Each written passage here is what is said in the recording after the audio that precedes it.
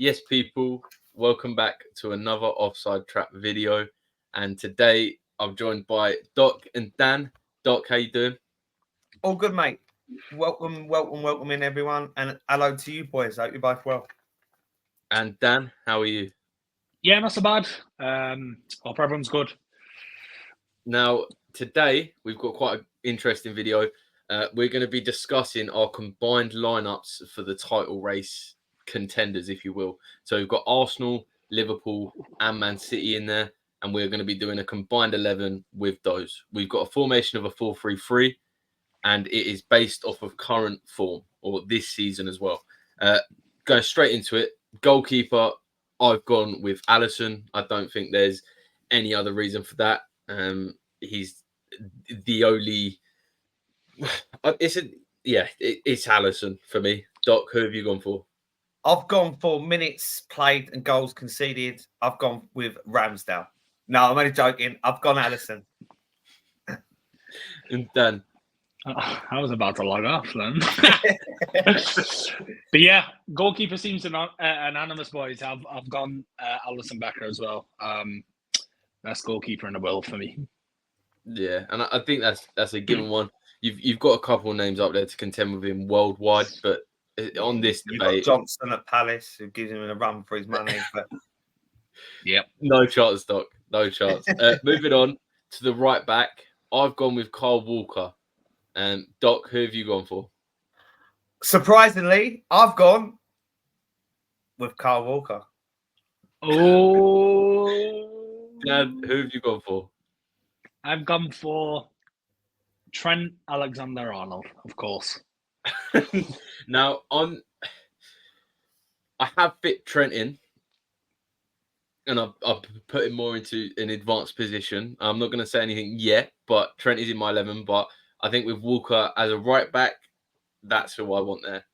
I've got Trent in mind. I've managed to fit him in with the number 12 shirt. He's keeping the bench warm. We're gonna fall out, boys. Dad, what's your reasoning for putting Trent over Walker this season when it comes to the right back position? I just think Kyle Walker's not had the greatest of seasons, to be honest. He's certainly not been at the level he's been at in previous years. Seems to be the way with a lot of Man City players, to be quite honest, this year. But yeah, for me, Trent Alexander-Arnold has been the best performing right back this year. He's kind of squashed the whole myth, the whole defensive thing. And I mean, attacking wise, he's kind of upped his game once again. So yeah, for me, it's a no-brainer. But to be honest with you, I was leaning towards Trent. I was umming and ahhing, which is something I do a lot because I do believe, for me, Walker is still the more reliable right back. But for this purpose only, it was Trent's injuries as of late that has made me take him out and put Walker in. Yeah, it is. Moving on to the next position, we're going to do this as a centre-back partnership. So the two centre-backs, we'll say both of them together. I'll say my two. It is Van Dijk and Stones.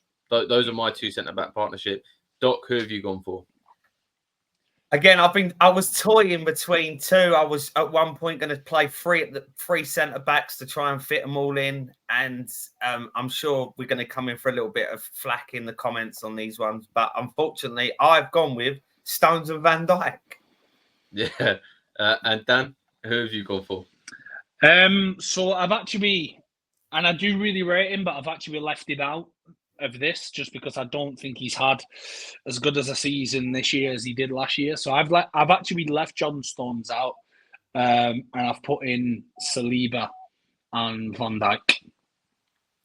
I just think Stones is phenomenal, one of the best in the league, one of the best in the world for sure. I just don't think he's been at the level he was at last year. He's been injured as well, so that hasn't helped. He has missed a lot of games.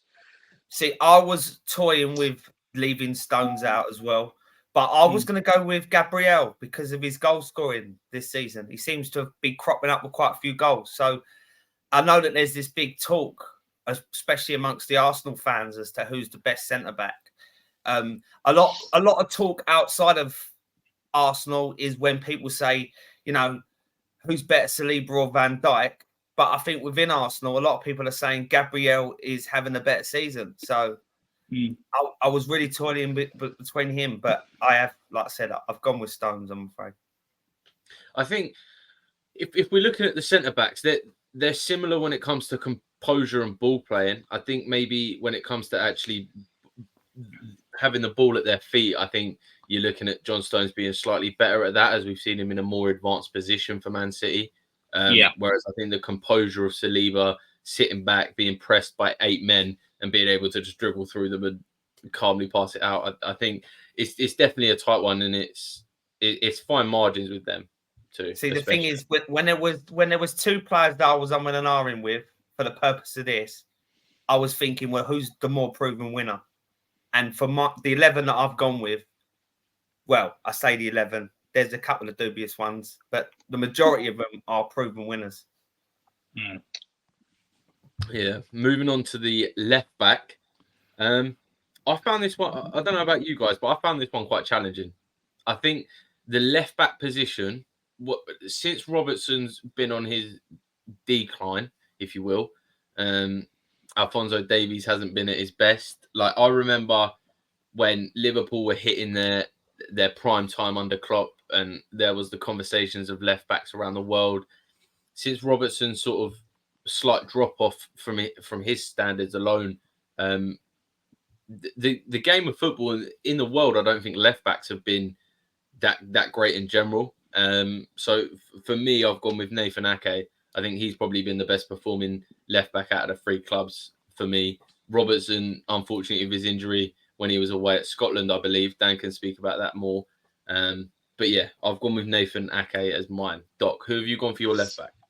Well, before I say my one, Bill, would you please tell the audience who you was going to play at left back?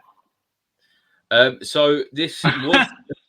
So I was thinking, and hear my thought process out, guys, before you put your comments in. Oh, Billy doesn't know ball. He does. He talks ball. That's why it says it under me here. I was going to say Bukayo Saka just to fit him in. He's left-footed. He has played left back for Arsenal, so it's not an outrageous statement to say that it's not like he's never played there. But yeah, so I've gone with Ake, but I was deliberating between Saka being in that. But thanks, Doc, for outing me like that. I appreciate it, and I'm sure the audience will appreciate that as well. So for the people at the back, Harry Kane's in goal for England, and Saka's playing left back in. Just putting that out there, people. I've gone with Ake, funny enough, Bill, as my left back. Dan. Which is worrying me because so far I've agreed with every player that you've agreed with, and now I'm starting to really question my decisions because I'm agreeing with you. Yeah, I would as well. No, I'm joking. Left back is a difficult one, to be fair. Man City haven't really... I mean, they've got centre-backs playing there. Obviously, Arsenal's Zinchenko, but he's an imposter. Robertson obviously been injured, so it is a difficult one, this. But I'm saying it's not being biased. I'm trying to be as reasonable as I can and go it down the middle. I'm going to have to put Joe Gomez there. When Robertson got injured, Kostas Tsimikas came in, and Tsimikas obviously got injured as well. Gomez has played at right back, centre back, and left back for Liverpool this season and been absolutely brilliant wherever it's been needed. So I think Joe Gomez needs to be in there, and he's more than capable at left back. So yeah, left back. I'm going to put him there. I think it is a good shout for Gomez.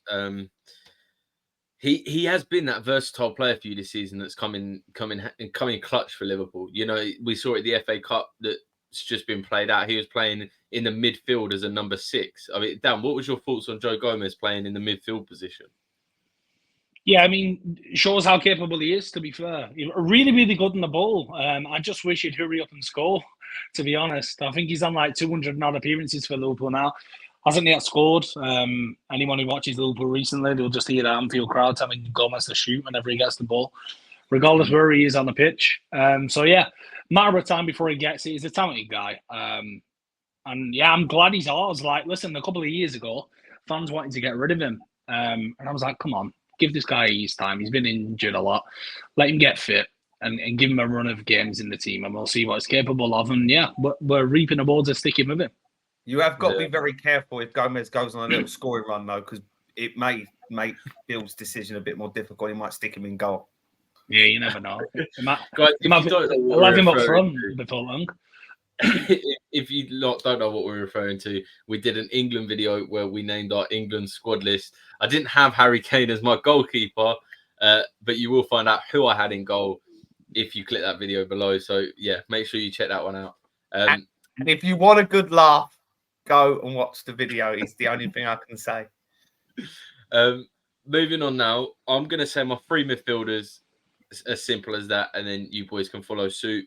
I've gone with Trent, Rodri, and Rice. Not in a particular order. I'm probably going to have Rodri sitting slightly deeper, Rice being the box-to-box, and Trent being a bit more slightly forward, making those cutting-edge passes that we know he can do. And that is my midfield three. Doc, what's yours? I was very, very tempted to do the same thing, to be honest. But for the sake of this, bearing in mind we're talking about the 11 players that have sort of earned the position by rights on form this season, I felt it would be a bit harsh to do that. So, unfortunately, I have sacrificed Trent in my 11 altogether because I just didn't think it was fair to put him in midfield. And I've already explained why he wasn't a right back. So, my three in the middle, I've got Rodri in the holding role. I've got Rice in front of him, basically being the box-to-box player. And I've got Foden that will ultimately, waver in and out. Yeah. I just think Trent is too good on the ball. And I think if we're looking at this team, I was thinking Odegaard maybe. He hasn't been the best this season, but he's still got the capabilities. But we've seen Trent in midfield for England and for Liverpool. And I just think he's better suited there. Play Connor Bradley more down. Play Bradley more down the right and have Trent in the middle. That would be my opinion. But yeah, I still think I have said this quite a lot, and I was sort of shot out a little bit at the beginning when I first said it because Bradley hadn't sort of shown his class for Liverpool. But I do generally believe now that since the emergence of Bradley, we haven't had the opportunity to have Bradley and Trent both fully fit. And when we do have them both fully fit, I do think we will see the transition of Trent going into that midfield. Mm-hmm. Dan, firstly, what's your thoughts on this whole Trent midfield situation? It has been going on for years. And secondly, I want to hear your midfield three as well. Yeah, I mean, regards to Trent, it's obvious, isn't it, as to why people suggesting that he should be playing in midfield. I mean, you have a look at what he's capable with the ball, assists. You know, he can hit a ball from long range. Scores plenty of goals when he's in those positions. So yeah, I do understand it.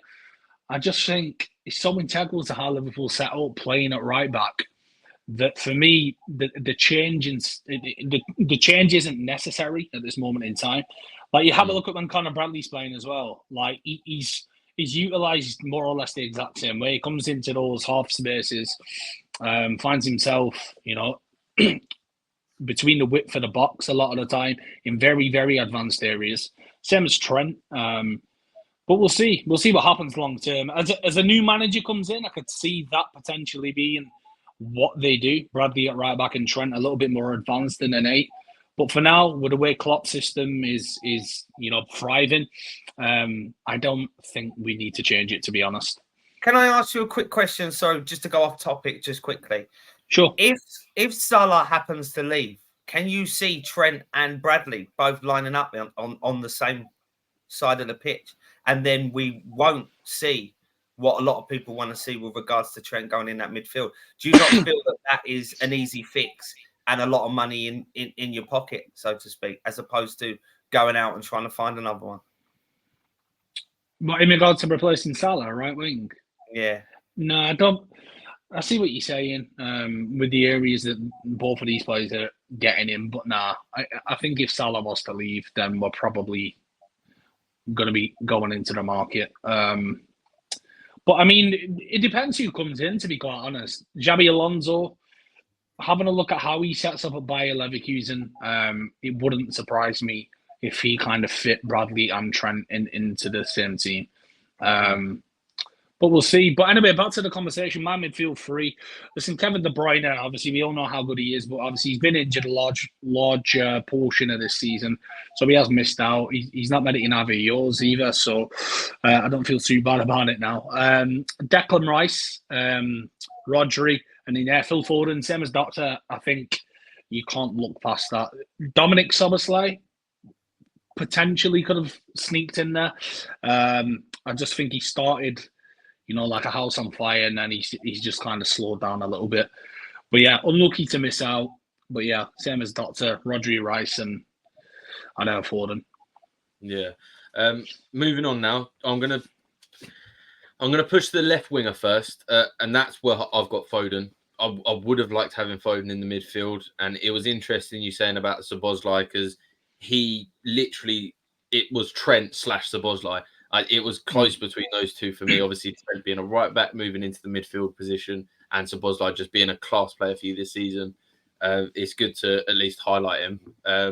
But yeah, my left wing is Foden. He's, like you guys have said about him, he's too good to miss out on this team, especially this season on current form. He has just been electric for City, and it just goes to show how strong that team is when, if someone goes missing like Foden, who hasn't been performing as great, can just come back into this electric form. We've seen it with so many City players. It's just ridiculous. When you look at their benches when they're playing, it's stupid. But yeah, moving on, I've got Foden on my left wing. Doc, who have you got at yours? Well, I've bent the rules a little bit because that's what Here we go. That's what I do best. I've played someone that in there. No, I've played someone on the left that has probably not played on the left that much, but I think that he's more than capable of playing on the left. I feel like he's had a fantastic season, arguably the biggest performer for his club this year, and I wanted to get him in my 11. So I've gone with Saka on the left.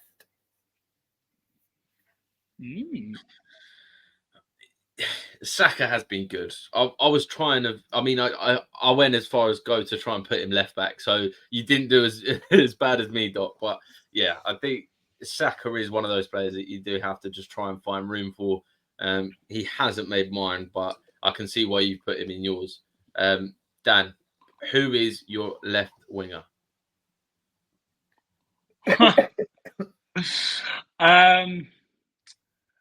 Darwin Núñez. Oh God! Yeah, Darwin Núñez off the left. Yeah, you can't just say his name. Please explain. I can't listen to this. I mean, scored goals, got plenty of assists this year. An absolute nuisance to defend against. And I get the argument for Bukayo Saka, but you ask any defender in the Premier League, who would you rather play against? And I guarantee 90% of those defenders are saying they'd rather have a game against Saka than Núñez. Núñez is an absolute nuisance. Tall, strong, absolutely electric with his pace. And now he's reached the point under Klopp and at Liverpool where his confidence is as high as it's been since he's been at the club. We have got a tremendous player on our hands. And once he's able to compose himself and just take that extra breath in front of the goal and he starts putting all away these chances that he's missing, we have one of the best forwards in the world. But yeah, Darwin Núñez this season for me has been electric. I don't see how we can look past him. I don't know why it's a surprise. I can't. Look, Doc, have you got a response to this? I need to try and carefully consider how I respond to this. I mean, the only response that I've got for that is I've only got two wingers, and for me, there's only two wingers worth talking about. And obviously, I think you can all probably work out who's on my right as to why I've had to move Saka. And yeah, I'll leave it at that, I think. I mean, Núñez. So you would take Núñez over Diaz for you this season? You would take Núñez over Gakpo, who's been playing out there?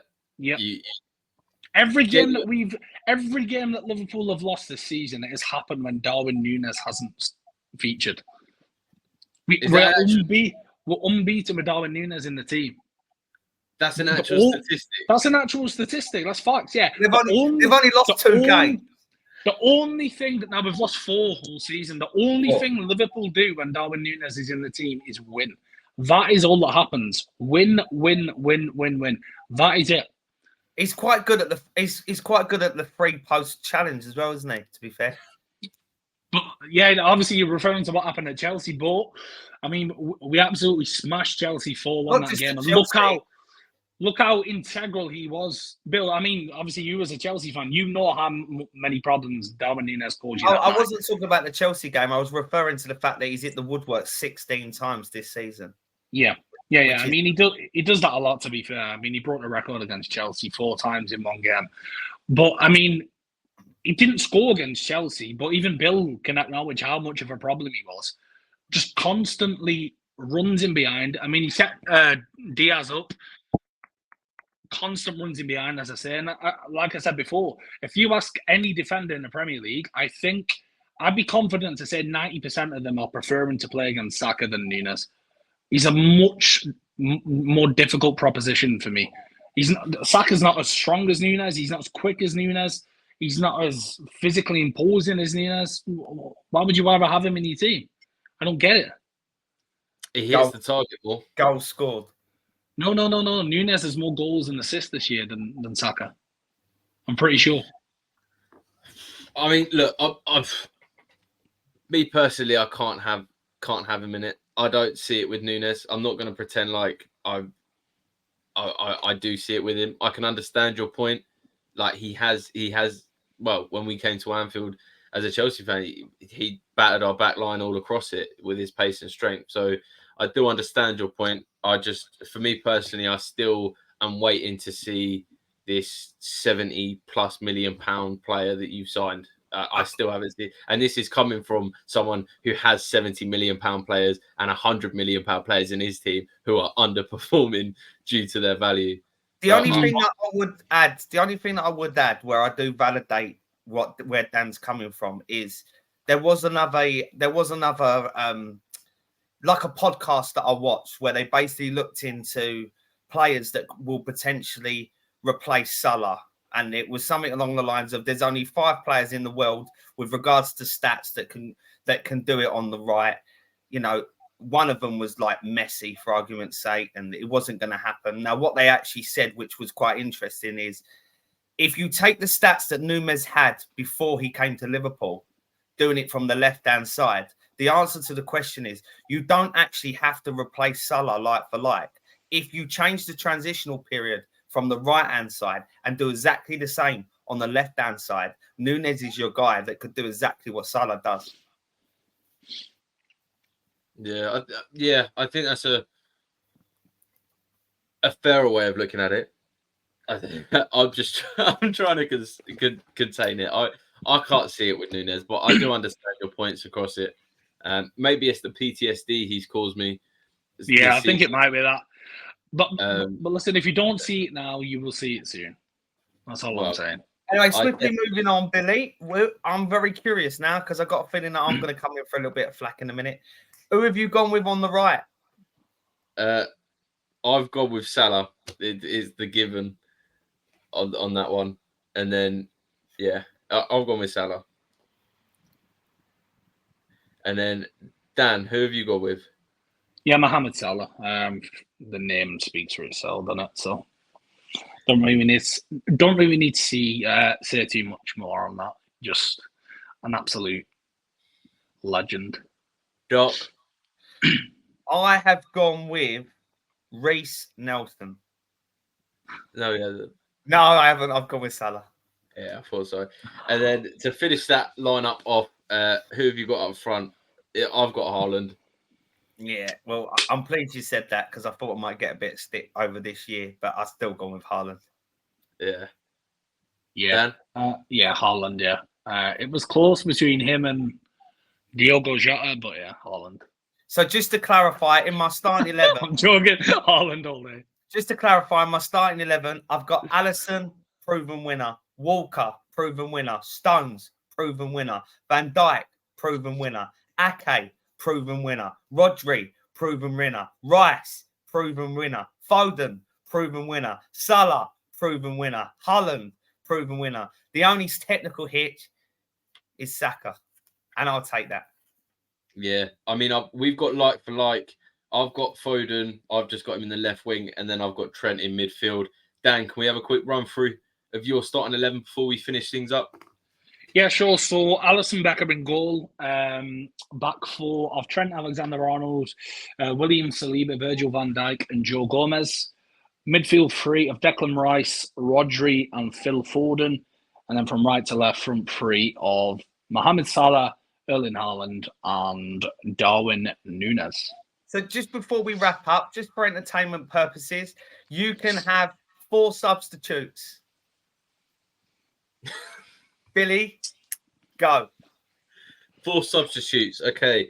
I'm going Saliba. I'm going Joe Gomez. And I'm going Saka. And then I'm also going to go with